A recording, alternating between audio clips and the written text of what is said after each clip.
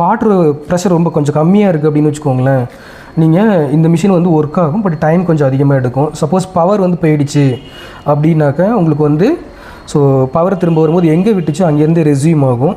So இந்த மிஷினை பொறுத்தளவில் இது வந்து ஆர்பிஎம் வந்து 720 ஆர்பிஎம் நல்லா புழிஞ்சு கொடுத்துரும். பட் புழியும் போது லோடு ஒரு பக்கமாக இருந்ததுன்னா வைப்ரேட் ஆக சான்ஸ் இருக்குது. பட் இதில் அந்த மாதிரி வைப்ரேட் ஆகாது. ஏன்னா ஸோ பேலன்ஸ் பண்ணதுக்கப்புறம் தான் ஹை ஸ்பீடு போகும். அதனால் வைப்ரேஷன் கண்ட்ரோல் கொடுத்துருக்காங்க. ஸோ வோல்டேஜ் ஃப்ளக்சுவேஷன் நம்ம வீட்டில் இருக்குது அப்படின்னாக்க நார்மலாக எல்லா மிஷின் டிசைன் பண்ணுறது 220 240 வோல்ட்டில் ரன் பண்ணு தான் டிசைன் பண்ணுவாங்க. ஆனால் இந்த மிஷினை பொறுத்தளவில் உங்களுக்கு வந்து ஒரு ட்ரிப்பர் மாதிரி ஒர்க் பண்ணும். ரொம்ப வோல்டேஜ் கம்மியாக வருது, அதாவது ஸோ 170 கீழே இருக்குது, இல்லை வந்து 270க்கு மேலே போகுதுன்னா மிஷினுக்கு சேஃப்டி கிடையாது. மோட்ரு போர்டு அதுக்கெல்லாம் சேஃப்டி கிடையாது. அந்த மாதிரி டைமில் உங்களுக்கு வந்து வோல்டேஜ் வந்து கரண்ட் உள்ளே அலோவ் பண்ணாது, டிஸ்பிளேயில் காமிச்சு கொடுத்துரும் வோல்டேஜ் கம்மியாக வருது அதிகமாக வருதுன்னு. அதேமாதிரி ஆட்டோ டயக்னோசிஸ் அப்படின்னு வச்சுக்கோங்களேன், இதில் வந்து மிஷினை பொறுத்தளவில் எரர் கோடு காமிச்சிடும். சப்போஸ் இப்போ